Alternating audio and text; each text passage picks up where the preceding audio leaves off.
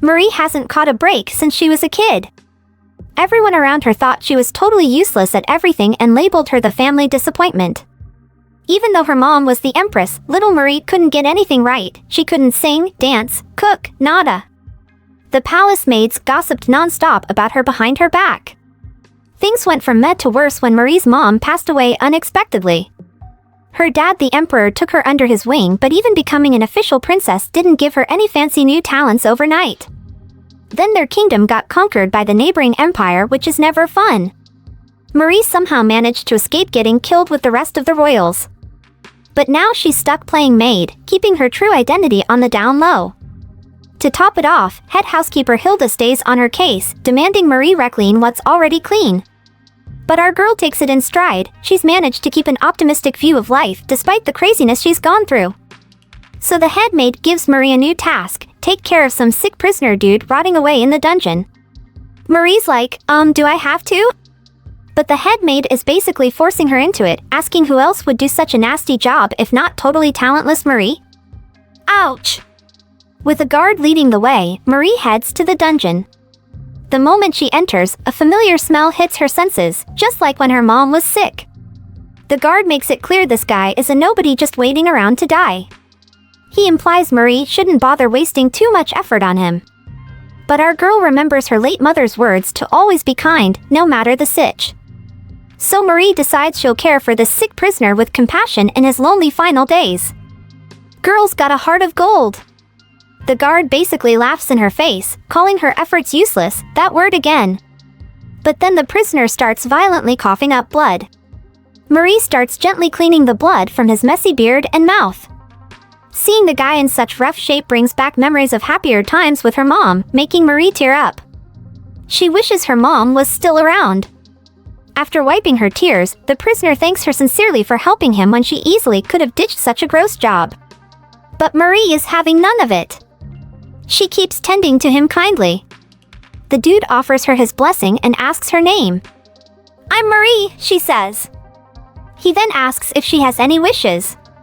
Marie thinks for a bit before spilling her heart's desires. She wishes so badly to have all kinds of talents and abilities. Everything ranging from artistic skills, medical knowledge, combat expertise, you name it. She basically just wants the skills to live her best life and bring happiness to all around her. Marie then gets embarrassed by her seemingly impossible wishes. But the guy wants to know how she'd use all those mad abilities. Our girl explains she'd finally get to live the fulfilling life she's always wanted. The man says God wants to grant her wishes and asks for her real name. Nervously, Marie reveals the truth: I am Princess Maurina of the Clown Kingdom. The following day, Marie wakes up from a crazy vivid dream where she sees some maid named Viola flawlessly serving this rare tea called the Hong Pao to impress some fancy dude. He's totally fawning over her, calling Viola his greatest treasure. When Marie comes to, she's shook by how real it seemed.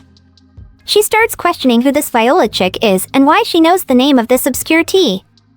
It's bizarre but oddly familiar, weird. As Marie gets ready for her daily maid duties, she can't stop pondering that dream. She wonders if she's losing it for somehow recognizing a tea flavor she's never even tried.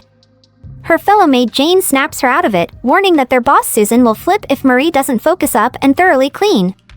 Marie silently wishes she had even half of Dream Viola's badass maid skills that she apparently uses to crush cleaning, laundry, dishes, paperwork, and fancy tea service.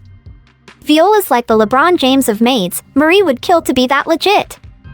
But when Marie sees the trashed hallway she's supposed to clean, she doubts finishing by Susan's inspection.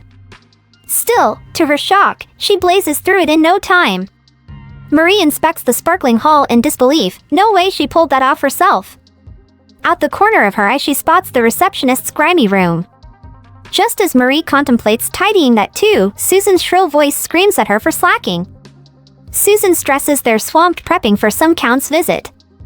But she freezes seeing Marie's spotless hallway masterpiece. Susan refuses to believe Marie didn't get help. But Marie swears she crushed it solo. Lying's not her thing. Susan still ain't buying it, so she reassigns Marie to the kitchen under her hawk-like watch. In comes Marie Kondo. Marie kicks butt washing dishes too, leaving everyone shooketh. The head kitchen maid forces Marie to take a break because she's working at inhuman levels. Sitting stunned in the corner, Marie soaks up the non-stop praise about her performance. She questions if the sick prisoner guy's prayer for her is somehow coming true. But how could that be possible? Still, she prays this miracle run continues. Susan interrupts again, summoning Marie for tea-serving prep for some fancy upcoming event. Marie can't believe a lowly maid like herself gets to pour tea for actual nobles. She's excited but low-key freaking too.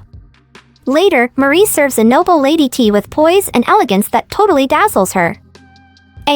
Susan asks if Marie's done this before. Marie again wonders if the power of prayer is real after all. From then on, the other maids admire Marie, and her life takes a serious turn for the awesome. She becomes Maid Cinderella. But just when it seems Marie's living in a dream, another wild game-changing event lies just around the river bend. A few months fly by and Susan hits Marie with some news: she's getting transferred to prep for some major imperial banquet. This is a huge deal since it coincides with the death anniversary of the late Empress, aka the Crown Prince's mom. They're revamping the Rose Garden at the Rose Palace in the Empress's honor. Marie asks if she'll be on gardening duty, but Susan says Marie will just be observing the garden makeover. When Susan asks if Marie has any issues with the gig, she mumbles that everything's fine. Outside Susan's office, Marie leans on the door, contemplating if her recent dream connects to the new garden assignment.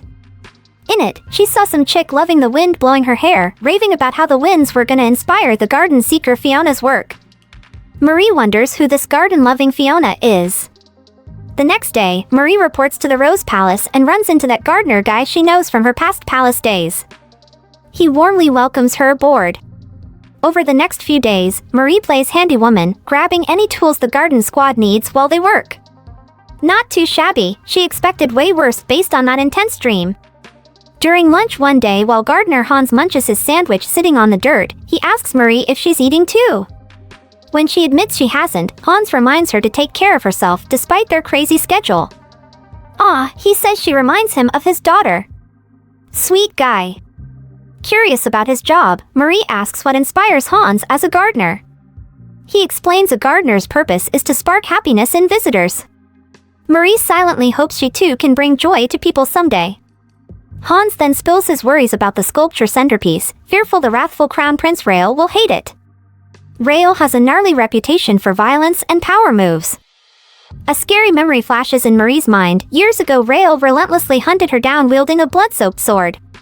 Only disguising herself as a maid saved her life that day. Whoa, heavy stuff. Marie realizes she's the last of the Clown royal bloodline. Hans snaps Marie from her intense thoughts, signaling time to get back to the garden.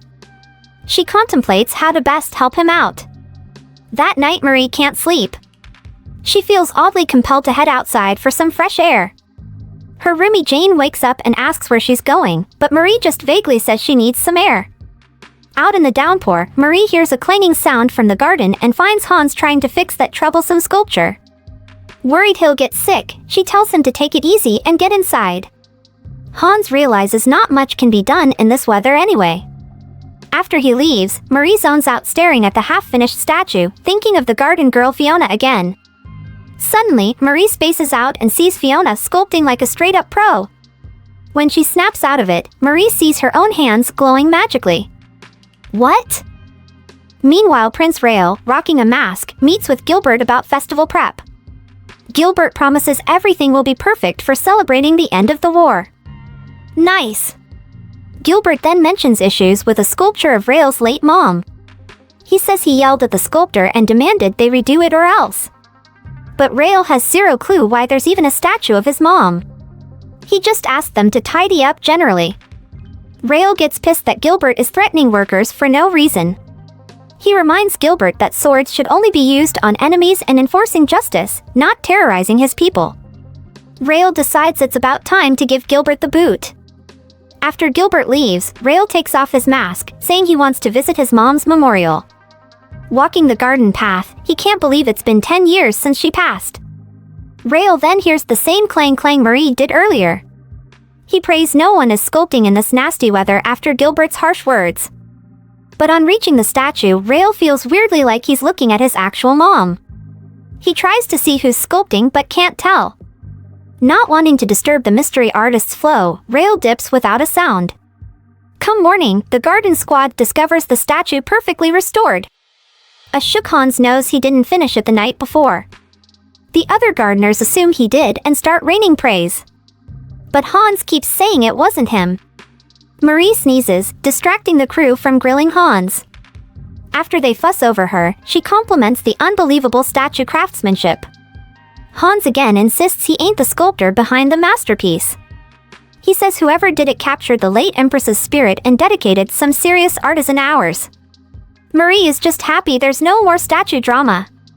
Right on cue, Viscount Almond shows up asking who did the sculpture. Hans confirms he's the lead, but when Almond says Prince Rail demands to see him, the poor guy panics, begging not to be killed. But Rail tells Hans to stand and relax, he actually wants to reward the artist for the sculpture's beauty. Caught off guard, Hans admits he didn't sculpt it himself. This jogs Rail's memory about the mystery figure from the rainy night. Rail asks Hans for the real sculptor's identity, but Hans has nothing. Rail concludes an artistic angel descended from heaven, pulled off this miracle piece, then vanished without trace. Duke Orlin proposes Rail just made a mistake since no male sculptors match his description. And female sculptors are rare. But Rail sticks to his story. He knows what he witnessed and will get to the bottom of this mystery girl's magical sculpting tricks. His loyal boy Almond vows to investigate the case immediately. In the next scene, we flash back to when little Marie's mom passed. Her pops felt mad ashamed of her for some reason and demanded she be hidden away in the palace's most isolated corner. So Marie suffered constant mistreatment and scoldings from everyone, forcing her to withdraw from Peeps. But her isolation actually let her disguise herself as a lowly maid when tragedy struck. With Prince Rail hunting the mystery sculptor, Marie's heart races with fear and surprise. Despite years passing, no one knows if Princess Maurina is dead or alive. Marie worries Rail has uncovered her big secret identity and solemnly vows to lay low no matter what. The next day, festival fever hits the palace maids, who are jazzed for the long-awaited event, cancelled the previous year. But in between the hype, Marie's mind wanders as she urgently rushes to her new Crystal Palace gig, missing the party vibes. Bummer! The orchestra's melodies will enchant the Crystal Palace this year. Marie wonders if this will unlock more hidden talents per her crazy dreams lately. Speaking of wild dreams, in this one, some desperate girl begged her brother to go to Paris ASAP because their dad was waiting. But the boy couldn't tear himself away from the surrounding sound music. Only mentioning their impatiently waiting father snapped him from his hypnotized state. Then the boy transformed into a grown Mozart banging flawlessly on a piano. In present day, Marie's on cleaning duty in the Crystal Palace music room, wondering if she'll finally get to hear the palace orchestra play at the big upcoming festival. Her eyes land on a majestic piano, plucking at memories of her long-lost piano-playing passions. As Marie reaches to touch the shiny piano keys, a stern voice startles her. She whips around to find some guy warning her not to lay fingers on the freshly tuned piano. He asks if she's the maid assigned to help the orchestra. Marie confirms. He introduces himself as Bahan, the temporary concertmaster filling in for the previous retired conductor. Marie introduces herself back to conductor Bahan. She secretly admires how young he is for such an important gig, even temporarily. Before bouncing, Bahan assures Marie she can tickle the ivories later and to hit him up if any issues arise. As the day goes on, Marie delightedly watches Bahan lead the orchestra in rehearsing for the big festival. She's psyched to take in the tunes, even just during practice. But mid-jam, her ear catches the second violin and horn sections sounding off. Plus the tempo feels funky overall. Marie wonders, how do I know this so clearly? She flashes back to more weird dreams, perhaps another clue? But when Bahan asks Marie's opinion on the performance, she hesitates, unsure whether to spill the tea. In the end, she fibs with a white lie that they sounded great. But Bahan reads the doubt all over Marie's face. He reveals the piece they just played was actually the previous conductor's work, not what he wanted them to rehearse. The musicians agree with Marie's vibe and beg Bahan to let them play his original composition instead, believing the audience will dig it more. Bahan refuses though, saying his piece isn't finished yet. A spirited debate fires up with the orchestra arguing for Bahan's song and him insisting they need to stick to the planned set list. Finally Bahan's like, fine, we can jam my song just to relax. As the exotic melodies fill the air, Marie finds herself utterly enchanted, imagining frolicking freely through a sunny field. But abruptly Bahan cuts the performance, saying they shouldn't continue. The musicians protest that his song brims with life compared to the other piece. But Bahan passionately argues that his piece, which he refers to as Baby, remains incomplete, forcing them back to rehearsing the original snooze fest. Leaning on the wall, Marie's imagination wanders, envisioning how freaking gorgeous the unfinished melody would sound if completed. She can practically hear the joyful notes herself. In her mind, the song feels absolutely complete already. As rehearsal wraps, the musicians bounce while intense Bahan stays fixed on his unfinished masterpiece. Mustering courage, Marie approaches him and offers any assistance to see the composition completed. Bahan chuckles at her sweet attempt to console him and thanks her gesture. He shares his burning desire for his song to reach its full potential and welcomes Marie's help to bridge gaps in finishing it. But he stresses the importance of keeping the final product his own vision. Marie assures she ain't trying to snake his glory. After Bahan takes off, Marie immediately starts jotting down possible missing elements for him to consider. Her goal is to help tie his creation together while ensuring it stays true to Bahan's style. Marie works stealthily to avoid any wandering eyes. Meanwhile, Gilbert chats with Prince Rael about his recent insomnia struggles, suggesting upping his sleep meds dosage. But their convo gets interrupted by an agitated Duke Orlan venting frustrations about the whole sculpture mystery girl situation. Rael sticks firm that his eyes don't deceive him about the magical sculptor. Orlan just wonders in exasperation where this ghost girl disappeared to. Rael says to chill, he just wants to thank her, not punish her for doing an unbelievable service. But Orlan argues they need to discipline her first before any reward, comparing her antics to those of the long-lost Princess Maurina, who they've searched years for. Rael insists Maurina's still kicking since there's zero proof she died. Interesting comparison. The tales say saintly 14-year-old Maurina secretly aided the clown people while faceless and anonymous, helping the poor, supporting servants, healing the sick. Her humble influence left a huge mark, still remembered today. Orlan doubts they can find Maurina if she's really alive after searching relentlessly for years. He's starting to think maybe she's just a fairy tale, made harder with her one portrait destroyed in the war.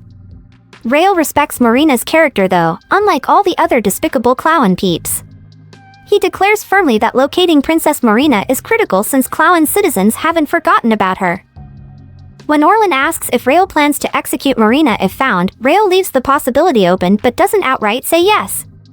Orlan suggests keeping her alive could be wise since she's the last clown royal survivor. She could rally loyalty and supporters. Rael then reveals his scheme to marry Maurina to win over the clown people's hearts. But when Orlan asks what Rael will do if Maurina rejects his proposal, he casually states he'll just eliminate her. Well, alrightly then. Having secretly finished jotting the musical notes, Marie blows out the candle and sneaks away with no one the wiser. But walking off, her eyes once again catch that shiny grand piano, igniting an intense longing to hear the pieces performed. Meanwhile, Rael's evening stroll brings faint enchanting melodies drifting his way from the Crystal Palace to his ears. He decides to investigate the late-night piano jam sesh that's soothing his stressed soul so nicely. As he draws closer, the hypnotic notes resonate deeply within, conjuring cherished memories of his late mama and sister. Rael finds it hard to believe such a skilled pianist exists among the court performers. Determined to discover the mysterious musical genius, he hunts for the Crystal Palace entrance. Ironically, Marie exits just as Rael navigates the same halls to find the music room. And as fate would have it, they crash around a corner, sending poor Marie tumbling. Rael apologizes, helping her up. Peeping him, Marie notices his fine looks and figures he's likely a civilian from his outfit. Rael asks Marie for directions to the music room, then further asks if she passed anyone on her way out. Marie says she didn't. But entering the empty room, Rael realizes the musician-magician has vanished through some sneaky other exit. Stepping back outside, Rael asks the surrounding guards and servants if they saw anyone, but nope. Forced to surrender the chase, Rael decides he'll summon the music director tomorrow and grill him on the ivory tickler. Plus he'll request info from that girl he bumped into since she was just there. The next morning, aggressive knocking jolts Marie awake. A maid asks if anything weird happened the previous night before revealing has requested Marie's company at the Crystal Palace ASAP. In the music room, the musicians study Marie's composed sheet music, commenting on its originality compared to their previous conductor's work. Oh. When Marie arrives and sees the sitch, she silently scolds herself for clearly being clueless about composing. Bahan asks who was the last to leave the room yesterday. Marie truthfully admits it was her. Bahan reveals the mystery music and questions if Marie is familiar with it. Desperately concealing her own doing, she lies that this is her first time seeing the notes. She also claims she didn't witness anyone after she left. Frustrated, Bahan shouts, wondering who the heck is behind this musical miracle masterpiece. He resolves to find the genius composer to learn from them. Just then Almond barges in, telling Bahan the prince demands his audience. And Marie must come along too, much to her shock. Led by Almond, Marie enters the prince's office low-key wondering if he discovered her true identity. But she quickly chillaxes, reasoning if her secret was out she'd be chucked directly into prison already. Almond announces their arrival and opens the door after reminding them to stay poised. Inside, Marie finds masked Prince Rael with Orlan. Marie, Bahan, and Almond respectfully greet Rael. Marie reminds herself to seem oblivious, just a maid, not the clown princess. Rael stands and thanks Bahan for coming, explaining he wants to investigate something. Seated at the piano, Rael starts playing the exact music he heard the night before. Bahan's mind is blown that the crown prince is playing his original unfinished symphony. How does the prince know his piece? And Rael somehow continues playing perfectly where Bahan left off. An astonished Bahan questions if the prince is the legit composer. Rael stops, admitting he can't play beyond that point. Hopeful, he asks if Bahan recognizes the song. Bahan shares how he never finished the music himself and just found the arrangement that morning. He asks Rael if he wrote it then. Rael denies composing it, saying he only heard the melody once prior. He wonders if an Imperial band member could be responsible, but Bahan says he already asked them and no one claimed it. Determined, Rael instructs Bahan to investigate again just in case. Bahan dips to follow orders. Meanwhile, Marie secretly freaks about how Rael knows her composed piece when she was so careful playing it alone. Orlan remarks how this reminds him of the statue sitch. Rael focuses on Marie, so she swiftly introduces herself. Rael asks if she saw the musician since she was the last one at the Crystal Palace. But Marie lies that she didn't hear any music after cleaning and saw no one enter or leave. Rael simply accepts this, but his piercing blue eyes send chills down Marie's spine. She can swear she's seen those eyes before. Rael then dismisses Marie but surprisingly requests she play piano before bouncing. Fear clutches Marie, worried her secret's out. She hesitates, claiming she lacks skill and would just unpleasantly plunk. But Rael doesn't care and tells her to play anyway. So Marie shakily sits, contemplating if she should fake it. But she knows Rael would notice that in a heartbeat, leaving her confused how to proceed. Nervously tinkling a few keys, Marie gets cut short by Rael saying that's enough, get back to work. As she leaves, Rael can't shake the vibe that Marie's no ordinary maid. Unlike others, she boldly meets his gaze. He wonders if she could be the gifted pianist of mystery. When Orlan asks why Rael asked Marie to play, Rael stays silent, but internally vows to keep a sharp watch on her, sensing there's more than meets the eye. Exiting Rael's office, Marie heads to the long-neglected and supposedly haunted Swan Garden for her new assignment. Ghost tales claim a white-haired specter roams the garden by day while a golden spirit haunts by night. Marie tries brushing off the spooky stories and focuses on work. But she jumps hearing some rustling before spotting a bird taking flight. Despite her fear, Marie knows ghosts don't kick it in broad daylight. She works up the courage to investigate further. Pushing past the bushes, Marie discovers a handsome white-haired man practicing sword fighting. After they both apologize for disturbing each other, Marie introduces herself to Imperial bodyguard Keel. We learn there are two forces guarding the palace, the Royal Knights and the elite Imperial bodyguards loyal only to Emperor Thorn II. Since Keel's not in uniform, Marie assumes he's a newbie squire. Her curiosity gets the best of her and she asks why he's training out here. Keel explains he needed peaceful contemplation while practicing. As Marie observes his obvious skills, she finds it hard to believe this pro still needs training. A thought hits her then, if Keel is the infamous white ghost, who's the golden spirit? Keel kindly assists Marie with gardening until dusk. She thanks him, but Keel brushes it off, saying he couldn't bear seeing her solo work. His kindness and handsomeness have captured Marie's attention for sure. When night falls, Keel apologizes for not helping more and bids her farewell. After sincerely thanking him, Marie keeps working, determined to finish on time. Despite the increasing gloominess, Marie soldiers on. Eventually realizing it's getting too late, she decides to bounce. But then stumbles upon the pavilion of the late compassionate 7th princess, tragically poisoned amid the battle for the throne. Ever since her death, these gardens have been abandoned. Admiring the compassionate late 7th princess, Marie suddenly hears a startling voice behind her. Whipping around, she discovers it's the unfamiliar yet familiar face from her Crystal Palace run-in the other night, aka the man she crashed into seeking the music. Though not recognizing him as Prince Rael since he lacks his trademark mask, Marie still wonders why this dude is lurking around the abandoned Swan Garden. Rael asks about her work, so she explains she's prepping the gardens for the upcoming festival. Rael then casually addresses her as Marie. Puzzled how he knows her name already, she confirms she's the one tending the pavilion when Rael asks. Confused why he cares, Marie asks for clarification, but Rael just walks away without explaining, leaving her surprised. She concludes Rael must be the rumored golden ghost. Marie finds it amusing both legendary ghosts turned out to be handsome guys. She assumes their paths won't cross again. But Marie is wrong. Over the following days, charming Keel keeps coming by to help her work, while Rael, whom she now calls Nameless Man, drops in at night. Marie ponders why these mysterious men are so intrigued by this unremarkable neglected area instead of more glamorous imperial grounds. Burning curiosity tempts her to just ask already. But she resists questioning them for fear of seeming rude or intrusive. Instead, Marie buries herself in mountainous tasks, recalling an intriguing dream she had recently. Later, Marie asks Master Chef Peter at the Lily Palace to use his kitchen for snack making. Though he offers to help, determined Marie wants to solo create shortbread, cookies, cannoli and other goodies, inspired by her dream.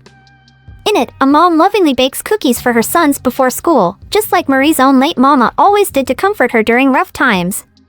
Resolving to lift Keel and Nameless Man's spirits, she returns to gift a surprised Keel some treats and thanks for his garden help. Curious when she found time to bake amidst work, Keel compliments her thoughtfulness, making Marie blush and teasingly scold him for flattering her. But he insists his admiration is genuine before sincerely thanking her for the delicious snacks. Taking a bite, Keel raves at the flavor. Marie bashfully shares she hopes to cheer him, sensing something's on his mind. She swiftly apologizes if she's overstepping. But easygoing Keel reassures her and repeats his gratitude, a hint of sadness in his eyes. Later when Rael arrives, Marie presents the remaining goodies. Studying them, Rael makes Marie briefly regret not saving all for Keel exclusively. She explains the variety of baked goods and says he needn't accept if they aren't to his tastes. However, gracious Rael accepts and thanks her work on the garden before departing, leaving Marie curious about his gratitude. Sitting alone, Rael reflects on his Marie run-ins regarding the statue and music, finding it strangely coincidental, as though fate keeps crossing their paths. Biting into a cookie, delicious flavors remind him of his deceased little sister, the 7th princess. Just then Keel appears, prompting Rael to ask after his old friend, addressing him as Marquis. Keel kneels, introducing himself formally as Sir Keel Han de Seaton, Imperial Head Knight.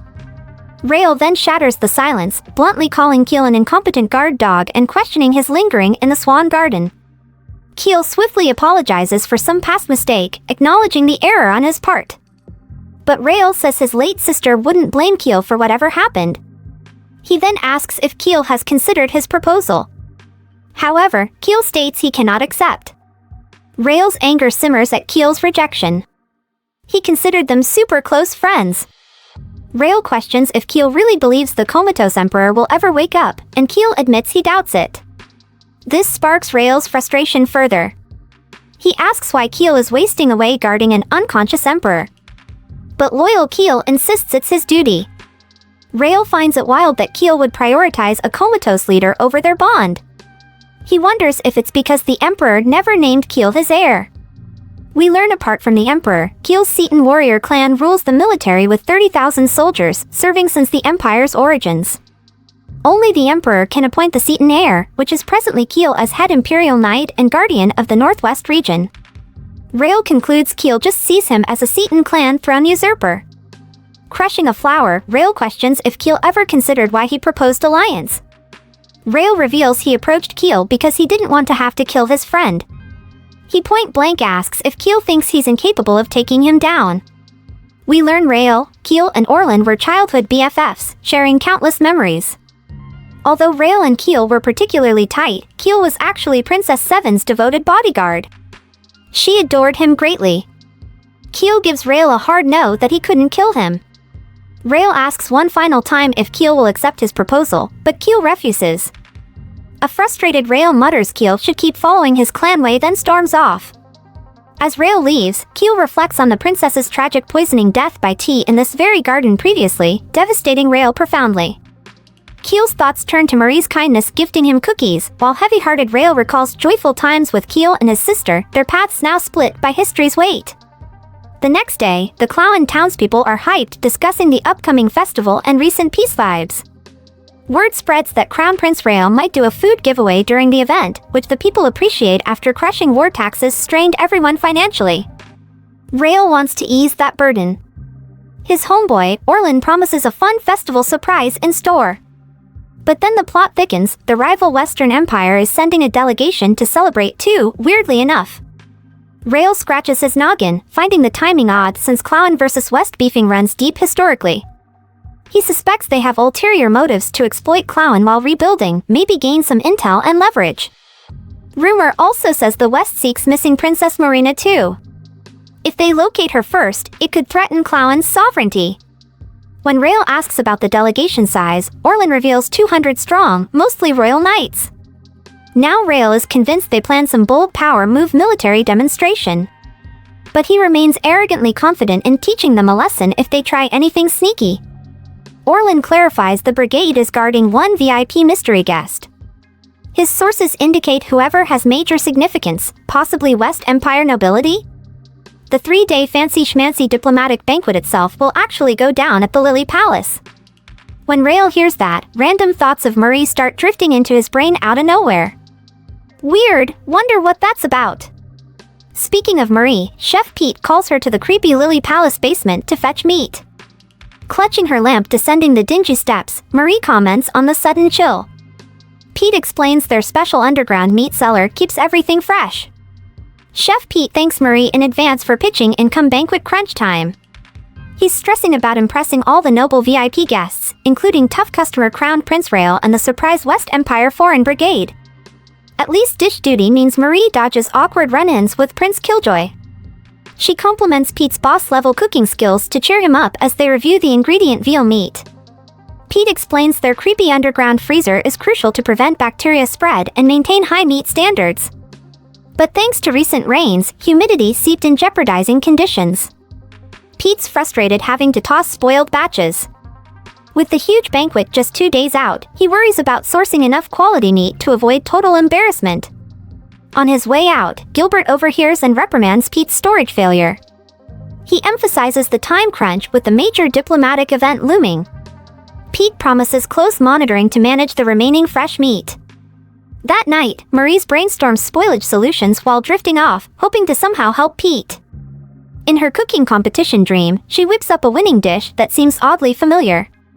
Marie awakens with remnants of the dream still swirling a day before the grand reception. Horrifically, Chef Pete discovers more meat decay overnight despite their efforts to prevent such.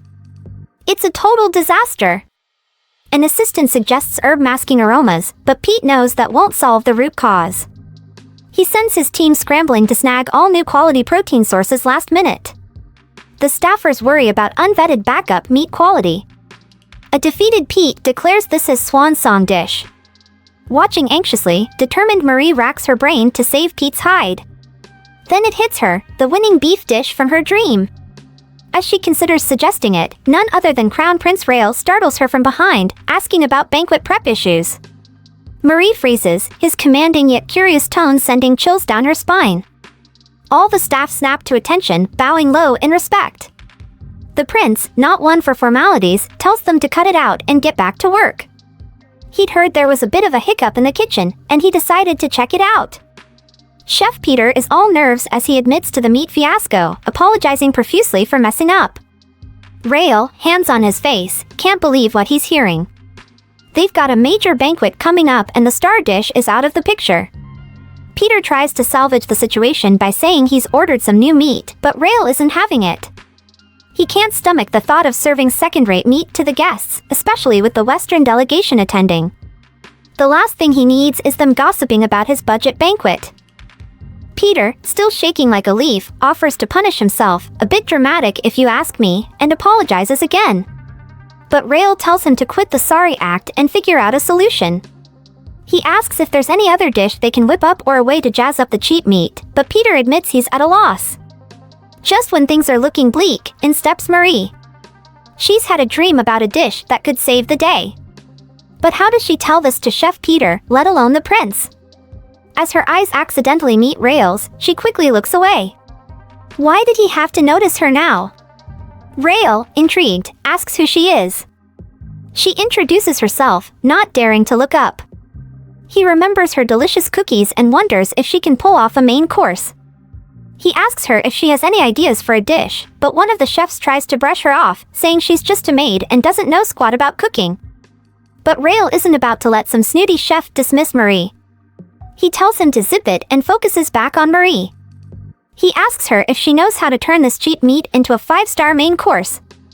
Now, a main course usually revolves around a hunk of meat. And trying to beat a classic steak? That's no small feat, but Marie's dream dish might just be the game changer they need. She considers playing dumb, but decides to help out Peter instead. She reveals that she knows a recipe her mom used to make that works wonders with low-quality meat. It might not be as fancy as steak, but it's got a unique taste that could win over the guests. Despite never having made it before, she explains the recipe to Rael. He gives her the green light and promises to be the first to taste her dish. With that, Marie gets to work, surprisingly calm considering the stakes. Fast forward a bit, and the guests are arriving for the banquet. We see Count Schober from the Western Empire chatting with Marquis Drake. They're eagerly awaiting Rael's entrance and discussing rumors about a new emperor in the West. Schober dismisses Rael as a naive youngster compared to their Emperor Johannes III. They also speculate about the meal, knowing about the meat situation, when Rael finally makes his grand entrance. Rael thanks everyone for coming and watches as the food is served. Count Schober assumes they're serving some shoddy dish disguised as a delicacy and takes a bite, curious to see what they've come up with. His eyes widen in surprise, it's actually good. He didn't expect such a flavor fiesta from the Easterners. As the anticipation builds, he can't help but wonder what the main course will taste like. Finally, the star of the show arrives, and boy does it look tasty. Schober, though skeptical about its quality, decides to give it a shot. He takes a bite and, bam! Flavor explosion! Who knew the East had such culinary prowess? Rewind a bit, and we've got Marie slaving away in the kitchen. She's following the dream recipe to a T, hoping against hope that it'll impress Rael. And voila! The dish is ready for its royal taste test. Fast forward again, and the banquet is buzzing with excitement. Everyone's raving about the food, calling it a culinary masterpiece. Rael, remembering his promise to reward Marie, tries to give her a bonus. But Marie, being the humble soul she is, declines. Rael, not one to give up, promises to call her after the banquet. As he leaves, all eyes turn to Marie. The chefs are dying to know who taught her to cook like that. Meanwhile, Rael announces the name of the dish, Salisbury steak, or Hamburg steak for the purists. Seeing the guests' satisfaction, he starts thinking about promoting Marie to the illustrious Lion Palace. As the night winds down, a stranger approaches Schober. He's surprised at how good the food was and Schober addresses him as Your Highness. Plot twist, it's Emperor Johannes III. He tells Schober to drop the formalities since he's here under the radar. Johannes is a bit of a legend back west. He took the throne at 15, and within a decade, he's turned his chaotic empire into a beacon of peace and stability. He's known for his good looks, resourcefulness, and kindness. But don't let that fool you, he's got his fair share of flaws too. Schober starts fretting about potential risks. He suggests they head back home before Rael discovers Johannes's true identity. But Johannes isn't worried. He doesn't think the Easterners would dare harm him if they want to keep the peace. Schober argues that there was no need for Johannes to attend the festival in the first place. But Johannes reveals that they're here on a mission to find Princess Maurina, rumored to be hiding out in the east. Johannes believes that the Easterners are clueless about these rumors, or else they'd be searching high and low for her. Schober, still worried, asks after Johannes's health, fearing an attack while they're in Klauen. But Johannes assures him that he's been taking his meds and hasn't had an episode in 6 months. He then changes the subject, expressing his eagerness to meet Maurina and bring her over to his side. Marie wakes up from another one of her wild dreams. This time, she's part of a carriage crash scene, with an injured stranger begging for help. A man rushes over to apply pressure on the wound, but it's no use. Marie wakes up in a cold sweat, her heart pounding like a drum. She can't help but wonder what these dreams mean. Are they random thoughts or do they hold some deeper significance? Meanwhile, the festival is in full swing. Fireworks light up the night sky and the crowd is buzzing with excitement. But Marie isn't out there soaking up the festive vibes. Nope, she's stuck in the kitchen, working her little heart out while everyone else parties. Jane, her fellow maid, pops out of the kitchen carrying a load of trash. She asks Marie if she's eaten yet. Marie just shakes her head, too preoccupied with her latest dream to even think about food. Jane can't wait to try the banquet spread. But Marie is lost in thought, trying to decipher her dream. Jane notices her distraction and asks if she's okay. Marie reassures her that everything's fine and heads back inside. Back in the kitchen, Marie is handed a pile of trash to dispose of. As she trudges outside, she makes a silent wish for everyone's safety during the festival. Suddenly, someone calls out to her, telling her that Susan is looking for her. Marie quickly dumps the trash and rushes over to Susan. Susan has some big news. Marie's been assigned to Gloria Hall, the venue for tomorrow's main banquet. Marie is taken aback. She asks if she's supposed to clean up after the banquet or help out in the kitchen. But Susan drops a bombshell: Marie will be attending the banquet. This is a huge deal. Usually only mid-ranked maids get to attend these events. Marie can't believe it. She's a low-ranked maid, and while it's not unheard of for maids like her to move up the ranks, it usually takes years of service. This sudden promotion leaves her in a daze.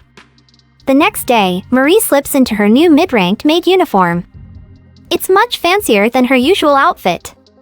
She wonders if she can return to her old duties once the festival is over. Susan tells her that she'll be working at the Lion Palace from now on. Marie isn't thrilled about this prospect and hopes she can convince Susan to change her mind. At Gloria Hall, the head maid is surprised to learn that Marie was born in Klauen and used to work at the Lily Palace. After giving her a rundown of her duties, the head maid decides to keep a close eye on Marie, despite Susan's reassurances. During the banquet, Marie has the task of serving drinks. She watches as nobles and royals from all over mingle and chat. As the music starts, she spots Prince Rael sitting on his throne, looking bored. Their eyes meet for a moment, and Marie quickly looks away. But she can't shake off the feeling that he's still watching her. She decides to move away, but just as she's about to leave, the prince calls out her name. We're left in suspense as the scene shifts to the previous, where Rael and Almond are chillin' in the office. Almond offers Rael a drink, but Rael's like, "Nah, man. I'm good." He's already stuffed from all that food and can't imagine squeezing in another drop of anything. He starts complaining about how exhausting it is to host back-to-back parties. Orlin points out that usually, an empress or crown princess would handle all the event planning. This leads to Orlin subtly nudging Rael about his marital status. Apparently, the Senate is getting antsy and wants answers by the end of the festival. Rael gets it, but he tells Orlin he wants to make sure he chooses the right person for the sake of the empire. Later, Rael goes on his usual late-night stroll. The night is alive with fireworks, and he enjoys the bustling atmosphere. As he watches the maids scurrying about, he hopes to spot Marie among them. He wonders if his interest in her is just because he had one too many drinks at the banquet. But he decides to hang around a bit longer, curious about what he'd do if he bumps into her. Suddenly, he hears someone calling Marie's name. Quick as a flash, he ducks behind a tree as Marie appears, lugging a heavy trash bag. He watches her from his hiding spot, impressed by how she handles the hefty load despite her petite frame. He remembers the cookies she made for him and realizes he never properly thanked her. Before he can ponder this further, another call from Marie interrupts his thoughts, and he stays hidden as she rushes off to respond. On the next party night, Orlin is busy pointing out potential brides for Rael. But Rael doesn't seem interested. He's got his eyes set on Princess Maurina. In the crowd, he spots Marie's shiny hair as she serves drinks. They lock eyes for a moment before Marie quickly looks away. Rael finds her bustling around amusing, comparing her to a busy little squirrel. The music playing is decent, but it doesn't quite match up to that one masterpiece he heard before. Suddenly, he locks eyes with Marie again. On a whim, he calls her over. She brings him his requested strawberry juice and checks if he needs anything else. Rael assures her he's good, and she walks off. Orlin notices Rael's odd behavior and asks if something's up, but he brushes it off, saying everything's fine, while he continues watching Marie from the corner of his eye. Marie, relieved to be out of Rael's sight, is handed another tray of drinks to serve guests on the balcony. As she turns around, she bumps into Johannes, spilling the drinks and shattering the glasses. She stumbles backward, but Johannes catches her just in time. He asks if she's okay, but instead of answering, she starts apologizing. Johannes cuts her off, asking her to relax, and addresses her as my lady while still holding her. Now, that's some drama. Marie, after being caught off guard by Johannes' smooth save, assures him that she's totally fine. She steps back, awkwardly removing herself from his arms, and immediately starts apologizing for the drink-spilling fiasco. She's mortified about staining his clothes, but Johannes, chill as ever, jokes that he can just change his outfit. His laid-back response lightens the mood, and Marie, amused, offers to fetch him a new suit. She even goes as far as suggesting she could wash his stained clothes. With that, she scurries off, leaving Johannes in stitches, and finds herself thinking, man, I sure do bump into a lot of cute guys these days. As she rushes off, Johannes watches her go, muttering something about her being quite a catch. Meanwhile, Johannes is waiting for Marie to return with his new outfit, all while brainstorming about how to track down Princess Maurina. He's been playing detective for a while now, crossing off names of potential Maurinas left and right, including Sonia. Despite grilling all the maids who used to work at the royal palace after the Clown Kingdom fell, he hasn't had any luck. He thought he'd recognize Maurina when he saw her, even though he doesn't know what she looks like, but so far, no dice. But he's not giving up. Time is ticking, and he's determined to find Maurina ASAP. Out of the blue, Johannes gets hit with a wave of severe chest pain, and his heart starts racing like a marathon runner. He quickly reaches for his white pills, but they don't do squat. He's getting dizzy, and he recalls his doctor's advice about needing blue pills in such situations.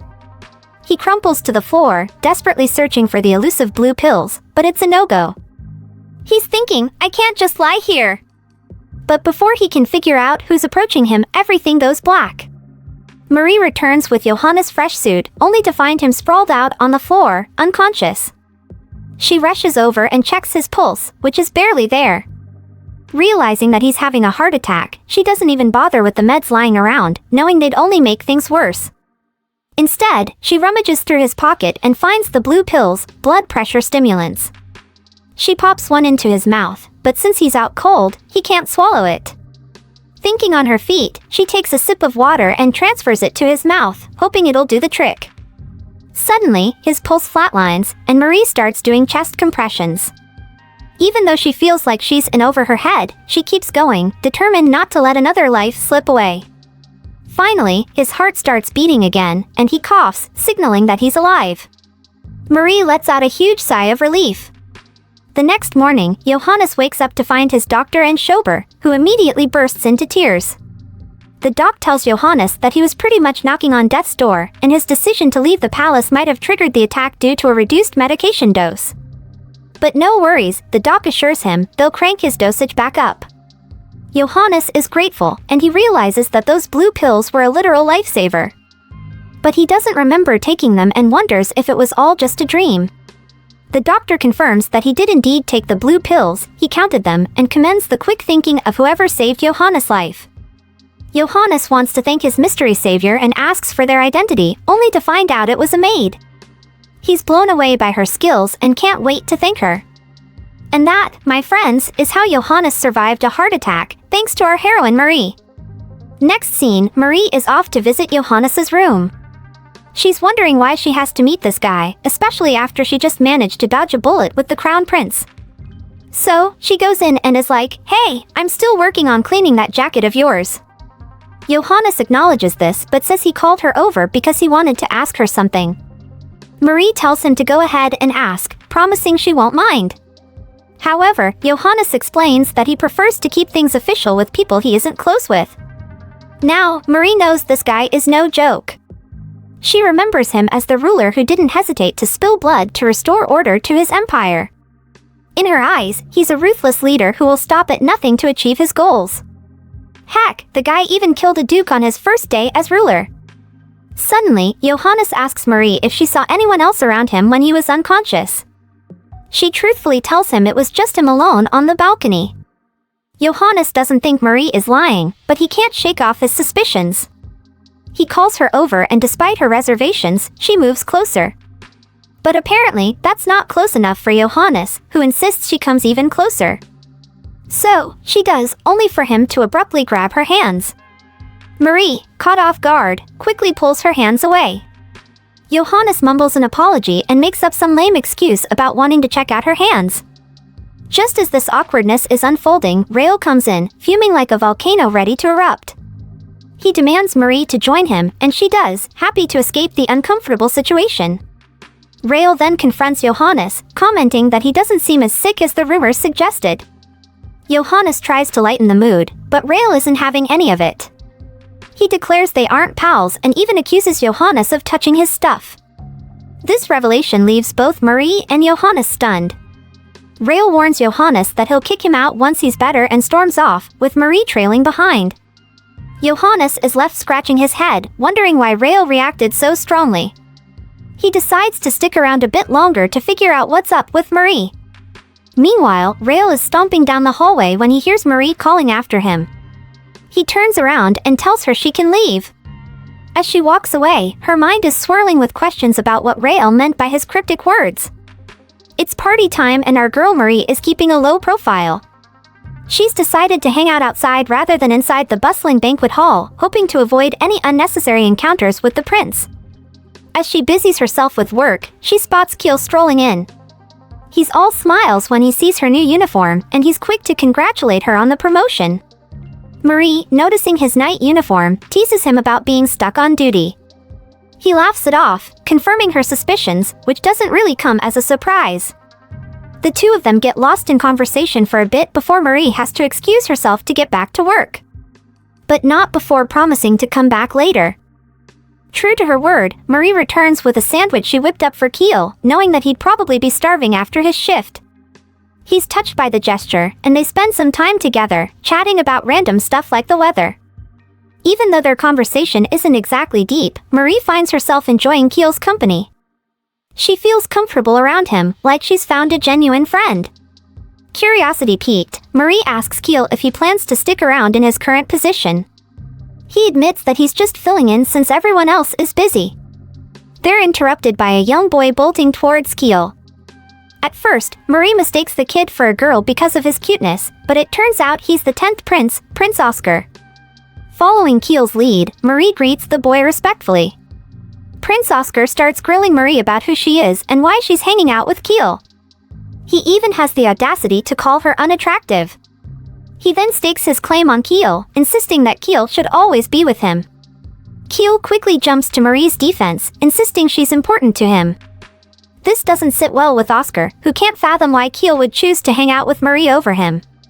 That night, Marie dreams about a man trying to impress a boy with a magic trick. But the boy isn't impressed and promises to show the man some real magic instead. The next evening, as Marie is busy attending to the banquet guests, Prince Oscar pops out of nowhere, asking her what she's up to. She tells him she's working and asks him the same question. Oscar proudly announces that he's attending the banquet and informs her that he has a request for her. He then proceeds to ask her to show him the banquet hall. Marie provides directions to the hall, but she can't help but notice that he's unaccompanied by his bodyguards or maids. When she questions Oscar about their absence, he defiantly refuses to answer and instead insults her, referring to her as an ugly maid. Despite his rudeness, Marie leads the way to the bustling hall filled with people, where Oscar stands silently in the middle of the room. That night, Marie's dreams take a different turn. Her dream whisks her back to her childhood days in the Clown Palace, and boy, it ain't pretty. She's getting roasted by her elder brothers for being born out of wedlock, and even the maids are having a good laugh at her expense. The bullies give her the nickname Maurina and banish her to the cold side of the palace. After a tearful chase scene and an accidental dip in the lake, Marie wakes up, shocked that this old dream decided to make a comeback. Shaking off the memories, she gets ready for another day, reminding herself that those jerks are long gone. As she gears up for work, she can't help but think about the upcoming grand banquet, the highlight of the festival. It's a masked ball, which sounds like a blast, but Marie isn't exactly thrilled. She's more excited about the 2-day break she'll get afterward. But what's really eating at her is the selection of the crown princess that happens post-banquet. Even though she couldn't care less who gets the title, she wonders if she should stick around before it all goes down. Later that day, Prince Oscar crosses paths with Marie. He throws some shade her way, calling her ugly. In response, she asks him about his plans for the banquet. He scoffs, saying he's already been there and has no intention of going back because everyone ignored him. Poor Oscar, always playing second fiddle to Rael. Marie tries to cheer him up by offering juice and crackers, but he rejects both. Suddenly, she remembers her dream and comes up with a plan to distract Oscar. She proposes a game. She'll perform a magic trick, and if Oscar can figure out how she did it, he wins. If not, she wins, and the loser has to do whatever the winner says. Sounds fair, right? Oscar agrees. Marie starts off with a coin trick, hiding it in one hand and asking Oscar to guess where it is. He picks the wrong hand, and when he checks the other, the coin is gone. Then she pulls off another trick, making the coin disappear in a glass of water. Oscar is completely taken aback, and he's desperate to know how she did it. Marie, triumphant, declares that she's won, but Oscar interrupts her. He insists he didn't lose because this is his first time seeing magic. He wants to learn more about it before accepting defeat and dashes off, leaving Marie dumbfounded. As she watches him go, she can't help but think about her own childhood. She hopes that Oscar will have better luck than she did and silently prays for him. But her thoughts are interrupted by Keel, who's been standing behind her this whole time. And let me tell you, folks, Marie nearly jumps out of her skin at the sight of him. What a roller coaster of a day, huh? Meanwhile, from a concealed spot, Rael watches her work her magic on Oscar and can't help but feel a pain of something. He's thinking, man, this girl's talents are going to waste as a mere maid. But his detective instincts kick in when he realizes that she's not just a great cook but also has some serious magic skills. Could she be the mastermind behind the sculpture and the music? His curiosity is off the charts. Meanwhile, Keel decides to make his move. He saunters over to Marie, casually mentioning that he saw her with Oscar and thanking her for being nice to the kid. Then he calls her lovely and compassionate. Marie, caught off guard, turns as red as a tomato. Smooth move, Keel. Keel reveals that he's the only one Oscar has truly opened up to, which gets Marie wondering how they became so close. Gathering all her bravery, she asks for his full name, suspecting that he's not just any old bodyguard. Keel, surprised by her sudden curiosity, decides to spill the beans. Marie's mind is blown when she hears his name. He apologizes for keeping her in the dark but reassures her that it wasn't intentional.